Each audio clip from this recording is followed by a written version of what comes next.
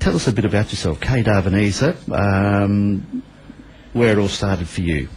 Well, I grew up here in Shephard, and my parents, Mio and Pat, had the local news agency in Wyndham Street in Shephard. In fact, my electoral office, which is at 316 Wyndham Street, is just a couple of doors up from where the news agency used to be. It's spooky. It is.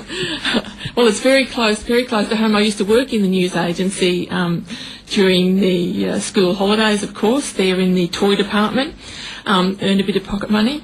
But Mum and Dad have been retired for quite some time now. But I went to school here at Shephard. I did my secondary school, a little bit of time at the Sacred Heart College, and also primary school here at St Mel's and at St Brendan's.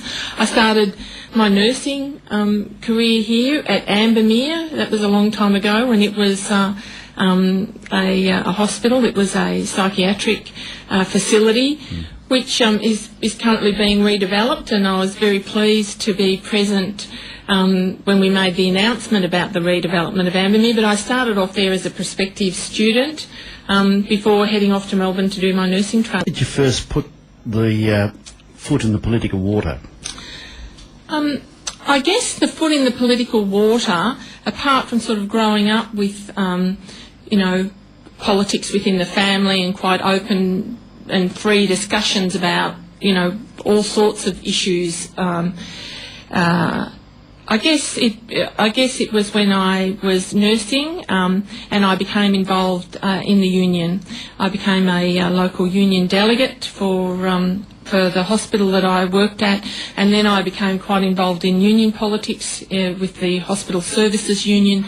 I worked as an organiser for the union. I worked, first of all, took up a job as a special projects officer, then a job as an organiser came up and I took that job. And after being in the union for a while, I actually thought that I could run it probably better than some of the blokes who had been running it for many years, and was part of a team that ran a ticket in a union election, and I became the State Secretary and then the National President of the Health Services Union of Australia, and I was there for 10 years. The Health Services Union is affiliated to the Labor Party, so I've been very involved in Labor Party politics, particularly in those years through the union. I was very involved